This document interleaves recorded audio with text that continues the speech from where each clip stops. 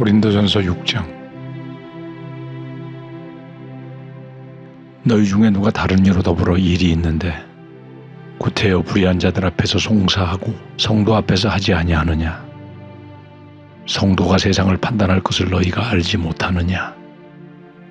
세상도 너희에게 판단을 받겠거든 지극히 작은 일 판단하기를 감당치 못하겠느냐?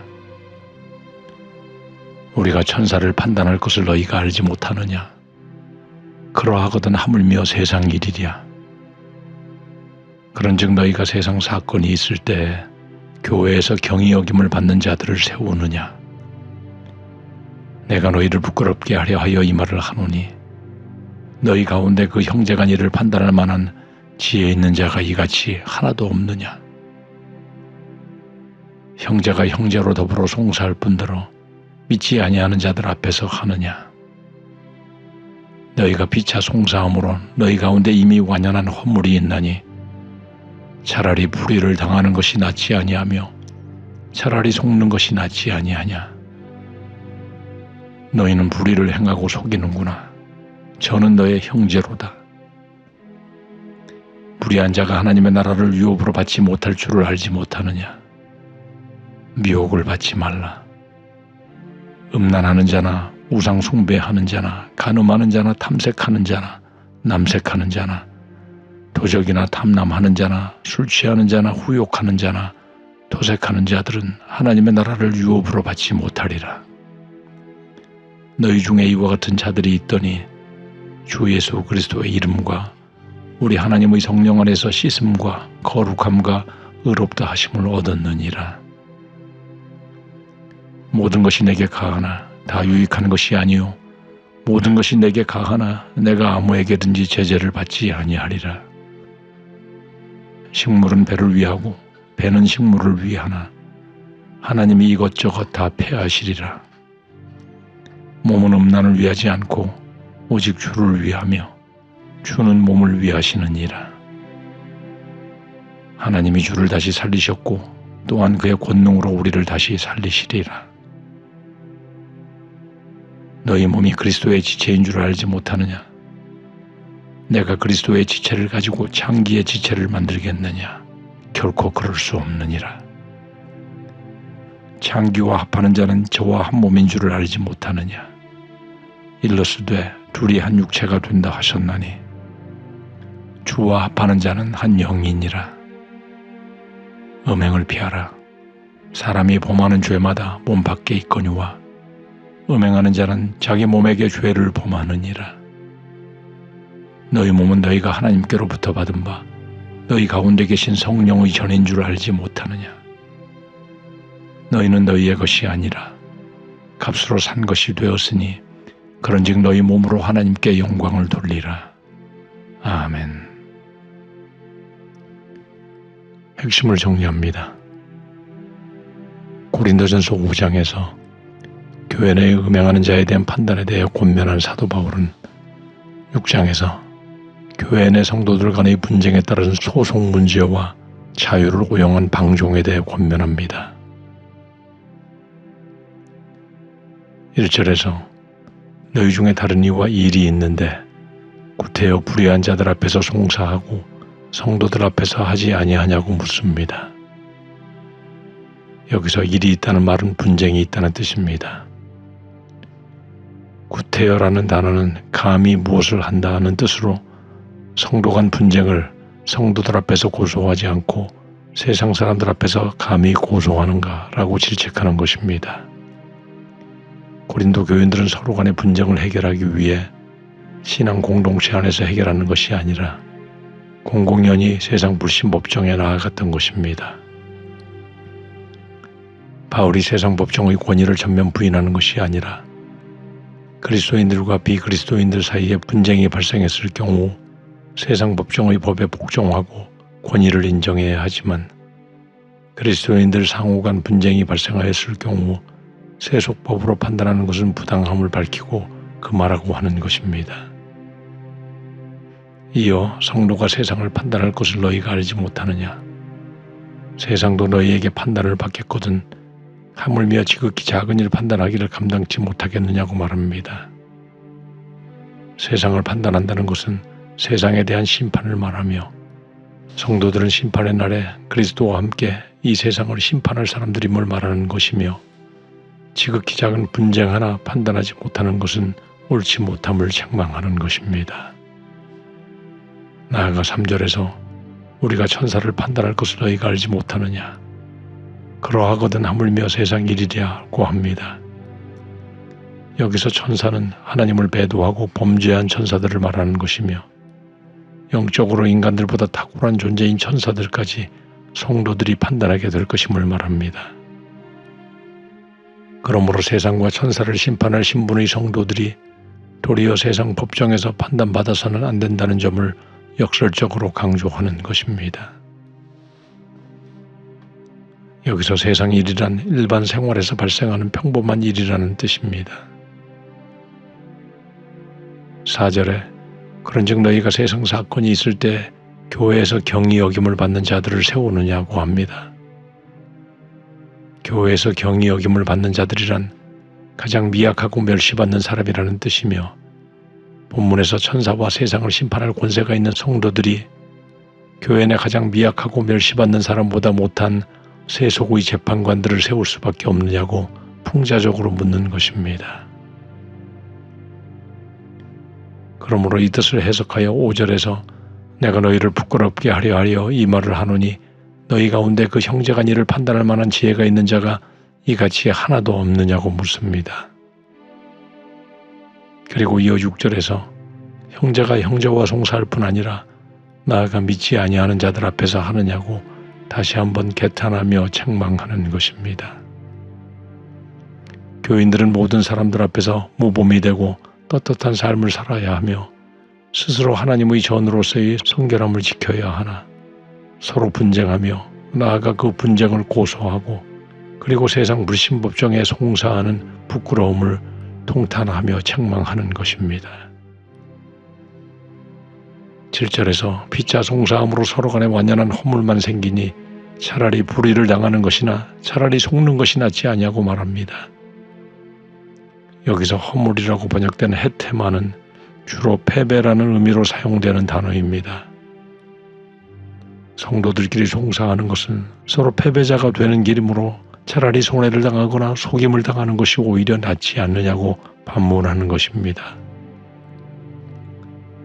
바울의 권면이 세상 사람들이 보면 미련한 사람들의 말일 것이나 마태복음 5장에서 예수님께서 악한 자를 대적치 말고 오른뺨을 치거든 왼편도 돌려대고 속옷을 가지고자 하는 자에게 겉옷까지 가지게 하며 오리를 가고자 하는 자에게 심리를 동행하고 구하는 자에게 주며 꾸고자 하는 자에게 거절하지 말라는 말씀을 기억하면 이해가 될 일입니다.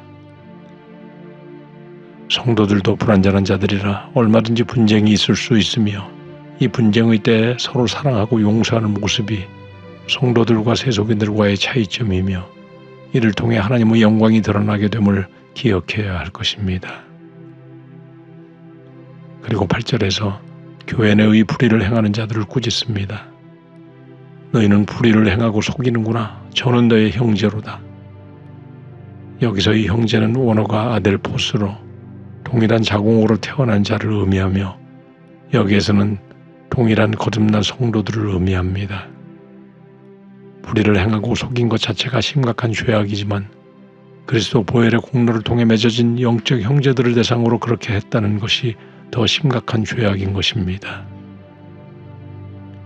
그리고 9절부터 불의한 자는 하나님의 나라를 유업으로 받지 못하니 미혹을 받지 말라고 합니다. 하나님의 나라를 유업으로 받는다는 것은 악의 세력이 완전히 소멸되는 영광과 축복의 심판의 때에 하나님의 나라를 상속받음을 말하며 하나님의 나라는 본질적으로 의로운 나라이므로 불의가 공존하지 못하는 것입니다. 미혹을 받지 말라의 메프라나스데라는 원어는 갈라디아 6장 7절에서는 스스로 속이지 말라고 번역되었으며 범죄했으나 회개하지 않고 하나님의 나라를 상속받을 것이라는 당시의 어떤 공허한 주장에도 속지 말라는 것입니다. 남색한다는 원어는 동성애자를 의미하며 바울이 본절에서 먼저 언급하는 5가지 악의 목록은 모두 성적 타락과 관계된 것이므로 성적 범죄가 하나님 나라를 유업으로 받는데 가장 큰 장애물임을 암시합니다. 이어서 10절에서 도적이나 탐남하는 자나 술 취하는 자나 후욕하는 자나 토색하는 자들도 하나님 나라를 유업으로 받지 못하리라 합니다. 이는 앞의 성적 범죄에 이어 도덕적 범죄를 열거하는 것으로 도적, 좀도둑과 같은 행위와 탐남, 즉 이웃의 것을 탐하는 자들과 술 취하는 자, 즉 술로 인해 자신뿐 아니라 이웃들에게 해를 끼치는 자들과 후욕하는 자는 남을 비방하는 자이며 토색하는 자는 남의 재산을 강탈하는 자들로서 고린도 교회에 만연된 죄상을 적나라하게 드러내어 하나님 나라를 유업으로 받을 자답게 교인들의 사랑과 순결을 회복해야 함을 역설적으로 촉구하고 있는 것입니다. 11절에서 너희 중에 이와 같은 자들이 있더니 주 예수 그리스도의 이름과 우리 하나님의 성령 안에서 씻음과 거룩함과 의롭다 하심을 얻었느니라고 합니다. 너희에게 이와 같은 자들이 있더니라는 말은 과거에는 하나님의 나라를 유업으로 받기에 부적합한 자들이 있었느니라는 뜻입니다. 그러나 그들이 예수 그리스도를 믿어 성령으로 죄 씻음을 받고 거룩함과 의롭다 함을 얻은 구원받은 하나님의 백성이 되었음을 말하는 것입니다.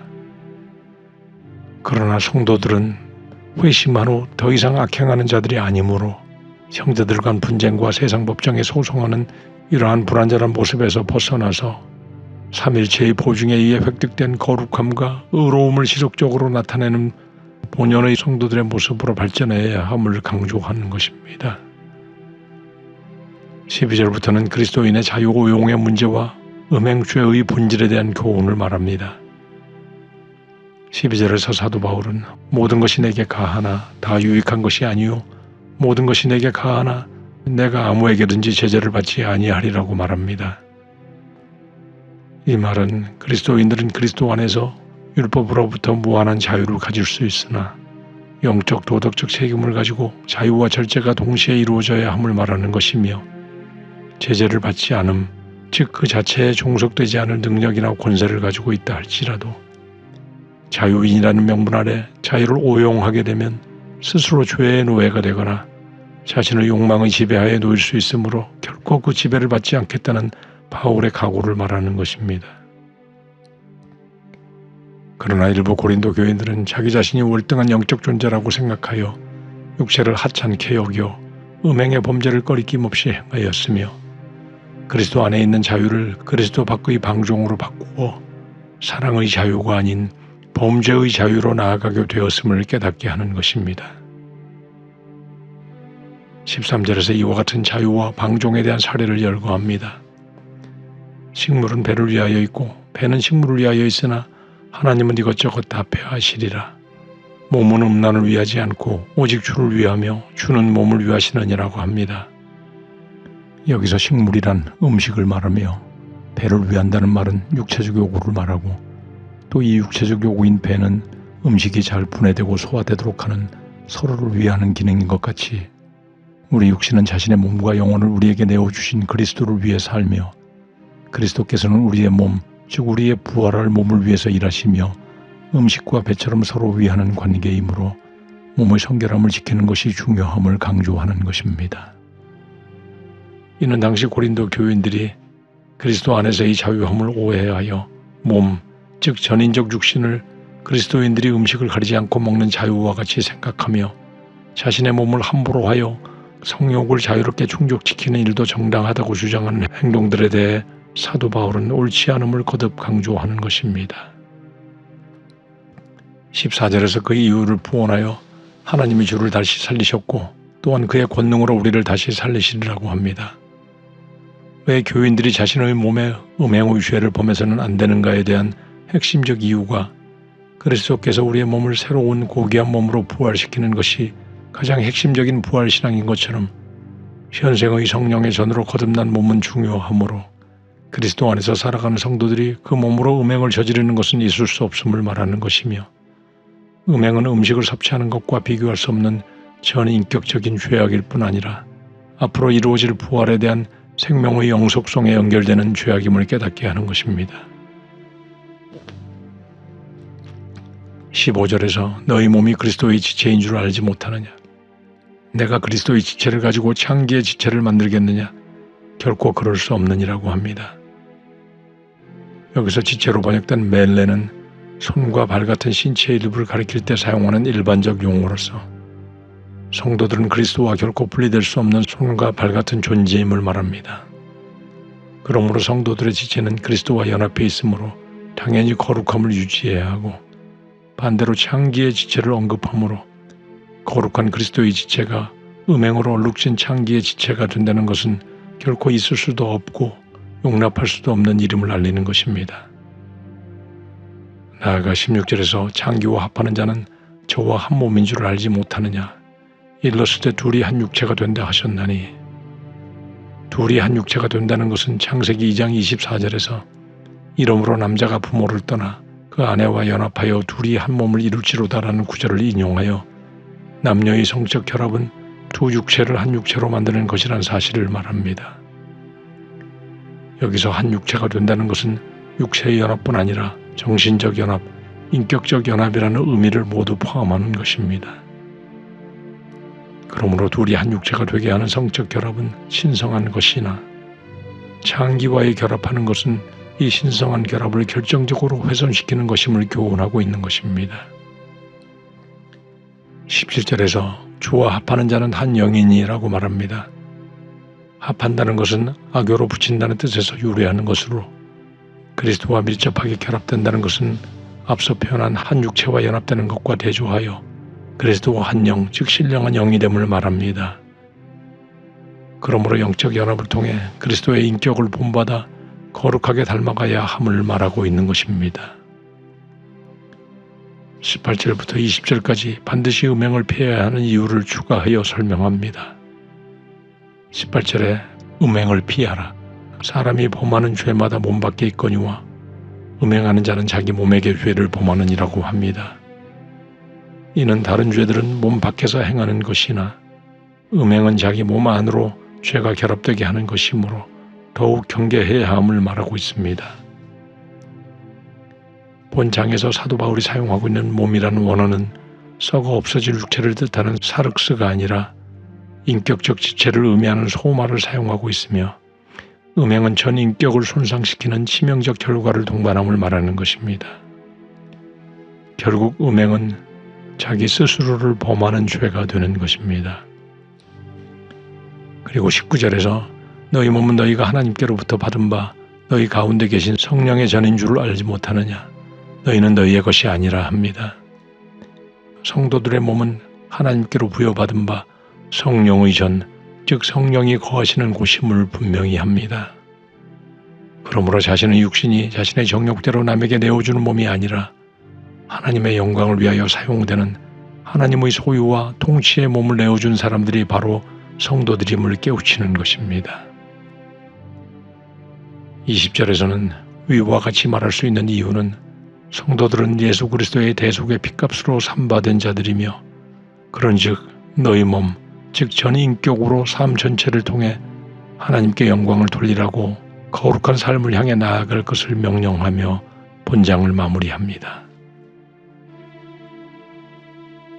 우리 모두는 음행과 육신의 범죄가 하나님의 자녀된 자격을 파괴하는 가장 큰 유혹들임을 기억하며, 성도들은 그리스도 십자가 보혈의 핏값으로 구속된 하나님의 성령의 전이요 그의 소유임을 잊지 않고 성결한 몸과 마음으로 전인격적으로 하나님의 영광을 위해 살아가는 거룩한 삶을 살아야 할 것입니다.